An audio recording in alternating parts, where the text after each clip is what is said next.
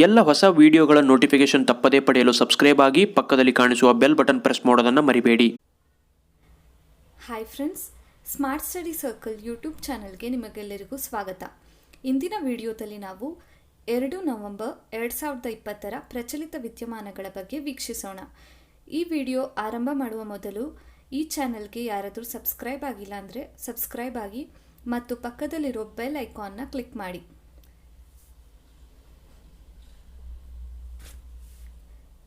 ಸತತ 12 ವರ್ಷ ಏಷ್ಯಾದ ಸುರಕ್ಷಿತ ಬ್ಯಾಂಕ್ ಎಂದು ಹೆಸರಿಸಲ್ಪಟ್ಟ ಬ್ಯಾಂಕ್ ಯಾವುದು? Which bank is named as Asia's safest bank for 12th consecutive year? ಸರಿಯಾದ ಉತ್ತರ option B, development bank of Singapore limited, DBS. ಇದನ್ನು ನ್ಯೂಯಾರ್ಕ್ ಮೂಲದ ಗ್ಲೋಬಲ್ ಫೈನಾನ್ಸ್ ಟ್ರೇಡ್ ಪಬ್ಲಿಕೇಶನ್ ಏಷ್ಯಾದ ಸುರಕ್ಷಿತ ಬ್ಯಾಂಕ್ ಎಂದು ಪ್ರಕಟಿಸಿದೆ. ವಿಶ್ವದ 4ನೇ ಸುರಕ್ಷಿತ ವಾಣಿಜ್ಯ ಬ್ಯಾಂಕ್ ಆಗಿ DBS ಸ್ಥಾನ ಪಡೆದಿದೆ. ಇದರ ಕೇಂದ್ರ ಕಚೇರಿ ಸಿಂಗಪುರ್ ಅಲ್ಲಿದೆ. ಏಷ್ಯನ್ ಡೆವಲಪ್ಮೆಂಟ್ ಬ್ಯಾಂಕ್ ಬಗ್ಗೆ ಸ್ವಲ್ಪ ಮಾಹಿತಿ ತಿಳಿದುಕೊಳ್ಳೋಣ. ಏಷ್ಯನ್ ಡೆವಲಪ್ಮೆಂಟ್ ಬ್ಯಾಂಕ್ ಇದೊಂದು ಪ್ರಾದೇಶಿಕ ಅಭಿವೃದ್ಧಿ ಬ್ಯಾಂಕ್ ಆಗಿದ್ದು 19th ಡಿಸೆಂಬರ್ 1966 ರಂದು ಸ್ಥಾಪನೆಯಾಯಿತು. ಇದರ ಕೇಂದ್ರ ಕಚೇರಿ ಮನಿಲಾ, ಫಿಲಿಪೈನ್ಸಲ್ಲಿದೆ. ಇದು 68 ಸದಸ್ಯರನ್ನು ಹೊಂದಿದೆ. ADB ಏಷ್ಯಾದಲ್ಲಿ ಸಾಮಾಜಿಕ ಮತ್ತು ಆರ್ಥಿಕ ಅಭಿವೃದ್ಧಿಯನ್ನು ಉತ್ತೇಜಿಸುವ ಗುರಿ ಹೊಂದಿದೆ. ಭಾರತ ಇದರ ಸಂಸ್ಥಾಪಕ ಸದಸ್ಯರಾಗಿದ್ದು ಈಗ ಬ್ಯಾಂಕಿನ 4ನೇ ಅತಿ ದೊಡ್ಡ ಷೇರುದಾರ ಎಂಬ ಹೆಗ್ಗಳಿಕೆಗೆ ಪಾತ್ರವಾಗಿದೆ. RBIನ ಅಕೌಂಟ್ ಅಗ್ರಿಗೇಟರ್ ಫ್ರೇಮ್ವರ್ಕ್ನಲ್ಲಿ ನೇರ ಪ್ರಸಾರ ಮಾಡುವ ಮೊದಲ ಬ್ಯಾಂಕ್ ಯಾವುದು? Which bank is the first to go live on RBI's account aggregator framework? ಸರಿಯಾದ ಉತ್ತರ ಆಪ್ಷನ್ ಸಿ, ಇಂಡಸ್ಇಂಡ್ ಬ್ಯಾಂಕ್. ವಿವರಣೆ: IndusInd bank Reserve Bank of ಇಂಡಿಯಾದ ಅಕೌಂಟ್ ಅಗ್ರಿಗೇಟರ್ ಫ್ರೇಮ್ವರ್ಕ್ ಅಡಿಯಲ್ಲಿ ಫೈನಾನ್ಷಿಯಲ್ ಇನ್ಫಾರ್ಮೇಷನ್ ಪ್ರೊವೈಡರ್ ಆಗಿರುವ ದೇಶದ ಮೊದಲ ಬ್ಯಾಂಕ್ ಎಂಬ ಹೆಗ್ಗಳಿಕೆಗೆ ಪಾತ್ರವಾಗಿದೆ. ಅಕೌಂಟ್ ಅಗ್ರಿಗೇಟರ್ ಫ್ರೇಮ್ವರ್ಕ್ ಇದು RBI ಕೈಗೊಂಡ ಮಹತ್ವದ ಹೆಜ್ಜೆಯಾಗಿದ್ದು ಇದು ವ್ಯಕ್ತಿಗಳಿಗೆ ಮತ್ತು ಸಣ್ಣ ಮತ್ತು ಮಧ್ಯಮ ಗಾತ್ರದ ವ್ಯವಹಾರಗಳಿಗೆ ಸೇವೆಗಳನ್ನು ಪಡೆಯಲು ಅನುವು ಮಾಡಿಕೊಡುತ್ತದೆ.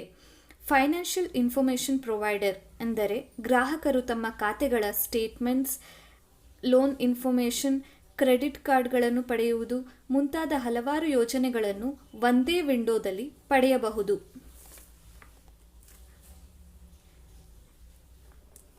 ಜಾಗತಿಕ ಕಲಾ ಸ್ಪರ್ಧೆಯಲ್ಲಿ ವಿಶೇಷ ಬಹುಮಾನ ಪಡೆದವರು ಯಾರು? Who won the special prize in global art competition? ಸರಿಯಾದ ಉತ್ತರ ಅಂಜರ್ ಮುಸ್ತೀನ್ ಅಲಿ. ವಿವರಣೆ: ಜಾಗತಿಕ ಕಲಾ ಸ್ಪರ್ಧೆಯನ್ನು Indian council of cultural relations ಆಯೋಜಿಸಿದ್ದು ಇದರ 2020 theme united against corona express through art. ICCR ಅನ್ನು ಭಾರತದ ಸ್ವಾತಂತ್ರ್ಯದ ನಂತರ ಮೊದಲ ಶಿಕ್ಷಣ ಸಚಿವರಾಗಿದ್ದ ಅಂದರೆ first education minister of independent India Maulana Abul Kalam Azad ಅವರು 1950 ರಲ್ಲಿ ಸ್ಥಾಪಿಸಿದರು.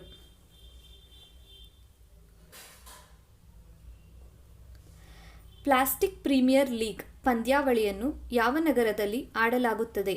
Plastic premier league tournament is to be played in which city? ಸರಿಯಾದ ಉತ್ತರ ಆಪ್ಷನ್ ಸಿ, ಇಂಡೋರ್. ಇಂಡೋರ್ ಸ್ವಚ್ಛತೆಗೆ ಸಂಬಂಧಿಸಿದ ನವೀನ ಪ್ರಯತ್ನಗಳಿಗೆ ಹೆಸರುವಾಸಿಯಾಗಿದೆ. ಇಂಡೋರ್ಗೆ ಇದುವರೆಗೂ 4 ಬಾರಿ ದೇಶದ ಸ್ವಚ್ಛ ನಗರ ಎಂಬ ಪ್ರಶಸ್ತಿ ದೊರೆತಿದೆ. ವಿದೇಶಿ ಆರ್ಥಿಕತೆ ಮತ್ತು ವಿದೇಶಿ ವ್ಯಾಪಾರದ SCO ಮಂತ್ರಿಗಳ 19ನೇ ಸಭೆಯನ್ನು ಯಾವ ರಾಷ್ಟ್ರ ಆಯೋಜಿಸುತ್ತದೆ? Which nation host 19th meeting of SCO Ministers of Foreign Economy and Foreign Trade? ಸರಿಯಾದ ಉತ್ತರ option B, Bharat. Shanghai cooperation organisation ಇದು ಶಾಂಘೈ 5 ಆಗಿ 1996 ಅಲ್ಲಿ ಪ್ರಾರಂಭವಾಯಿತು.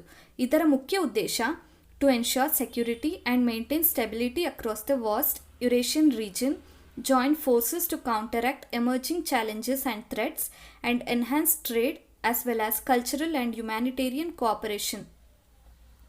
SCO the founding members China, Russia, Kazakhstan, Kyrgyzstan, Tajikistan. 2001ರಲ್ಲಿ ಉಜ್ಬೇಕಿಸ್ತಾನ್ ಸೇರ್ಪಡೆ ನಂತರ ಇದನ್ನು ಶಾಂಘೈ ಕೋಆಪರೇಷನ್ ಆರ್ಗನೈಸೇಷನ್ ಎಂದು ಹೆಸರಿಸಲಾಯಿತು. 2017ರಲ್ಲಿ ಭಾರತ ಮತ್ತು ಪಾಕಿಸ್ತಾನ ಇದನ್ನು ಸೇರ್ಪಡೆಗೊಂಡಿತು.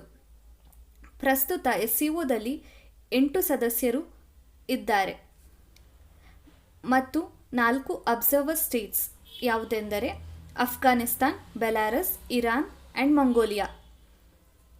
ಇದರ ಕೇಂದ್ರ ಕಚೇರಿ ಬೀಜಿಂಗ್, ಚೈನಾದಲ್ಲಿದೆ. ಹೊಸ ಮುಖ್ಯ ಮಾಹಿತಿ ಆಯುಕ್ತರಾಗಿ ಯಾರು ನೇಮಕಗೊಂಡಿದ್ದಾರೆ?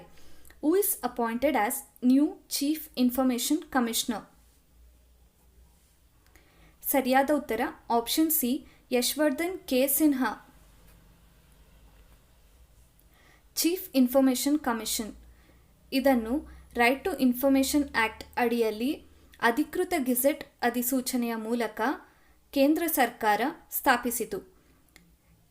ಇದು ಚೀಫ್ ಇನ್ಫಾರ್ಮೇಷನ್ ಕಮಿಷನರನ್ನು ಮತ್ತು ಗರಿಷ್ಠ 10 ಇನ್ಫಾರ್ಮೇಷನ್ ಕಮಿಷನರನ್ನು ಒಳಗೊಂಡಿದೆ. ಇವರ ಅಧಿಕಾರಾವಧಿ 5 ವರ್ಷಗಳ ಕಾಲ ಅಥವಾ 65 ವರ್ಷ ತುಂಬುವವರೆಗೂ ಇರುತ್ತದೆ. ಇವರು ಮರು ನೇಮಕಾತಿಗೆ ಅರ್ಹರಾಗಿರುವುದಿಲ್ಲ, ಅಂದರೆ ರೀಅಪಾಯಿಂಟ್ಮೆಂಟ್ಗೆ ಅರ್ಹರಾಗಿರುವುದಿಲ್ಲ. ಇವರ ನೇಮಕಾತಿ ಪ್ರಕ್ರಿಯೆ ಈ ಕೆಳಗಿನ ಸಮಿತಿಯ ಶಿಫಾರಸಿನ ಮೇರೆಗೆ ಇವರನ್ನು ರಾಷ್ಟ್ರಪತಿ ನೇಮಿಸುತ್ತಾರೆ. ಮೊದಲನೆಯದಾಗಿ ಈ ಸಮಿತಿಯನ್ನು ಒಳಗೊಂಡಿರುವವರು ಪ್ರಧಾನಮಂತ್ರಿ ಆಸ್ ಎ ಚೇರ್ಮನ್, ಲೋಕಸಭೆಯಲ್ಲಿನ ವಿರೋಧ ಪಕ್ಷದ ನಾಯಕ ಮತ್ತು ಪ್ರಧಾನಮಂತ್ರಿ ನಾಮನಿರ್ದೇಶನ ಮಾಡಿದ ಕೇಂದ್ರದ ಕ್ಯಾಬಿನೆಟ್ ಮಂತ್ರಿ. ರಾಷ್ಟ್ರಪತಿ CIC ಮತ್ತು ICರನ್ನು ಕಚೇರಿಯಿಂದ ತೆಗೆದುಹಾಕಬಹುದು. ಕರೋನಾ ವೈರಸ್ ಜಾಗತಿಕ ಪ್ರತಿಕ್ರಿಯೆಗಳ ಕುರಿತು 10ನೇ ಭಾರತ UK ಆರ್ಥಿಕ ಮತ್ತು ಹಣಕಾಸು ಸಂವಾದದಲ್ಲಿ ಭಾಗವಹಿಸಿದವರು ಯಾರು?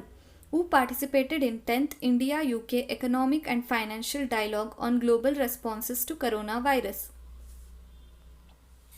ಸರಿಯಾದ ಉತ್ತರ ಆಪ್ಷನ್ ಬಿ, ನಿರ್ಮಲಾ ಸೀತಾರಾಮನ್. ಮೂಲಸೌಕರ್ಯ ನಿರ್ವಹಣಾ ಸಾಫ್ಟ್ವೇರ್ ಅನ್ನು ಪ್ರಾರಂಭಿಸಿದವರು ಯಾರು? ಹೂ ಲಾಂಚ್ಡ್ ಇನ್ಫ್ರಾಸ್ಟ್ರಕ್ಚರ್ ಮ್ಯಾನೇಜ್ಮೆಂಟ್ ಸಾಫ್ಟ್ವೇರ್? ಸರಿಯಾದ ಉತ್ತರ ಆಪ್ಷನ್ ಎ, ಭಾರತೀಯ ಸೇನೆ. ವಿವರಣೆ: ವಿವಿಧ ಪ್ರದೇಶಗಳಲ್ಲಿ ಸೇನಾ ಕೇಂದ್ರಗಳನ್ನು ನವೀಕರಿಸಲು ಭಾರತೀಯ ಸೇನೆಯು ಮೂಲಸೌಕರ್ಯ ನಿರ್ವಹಣಾ ಸಾಫ್ಟ್ವೇರ್ ಅನ್ನು ಪರಿಚಯಿಸಿದೆ. ಫ್ರೀ ಪೇ ಕಾರ್ಡ್ನೊಂದಿಗೆ ಗ್ರೂಪ್ ಸೇಫ್ಗಾರ್ಡ್ ಆರೋಗ್ಯ ವಿಮಾ ಯೋಜನೆಯನ್ನು ಯಾವ ಕಂಪನಿ ಪರಿಚಯಿಸಿದೆ? Which company has introduced the group safeguard health insurance scheme with free pay card?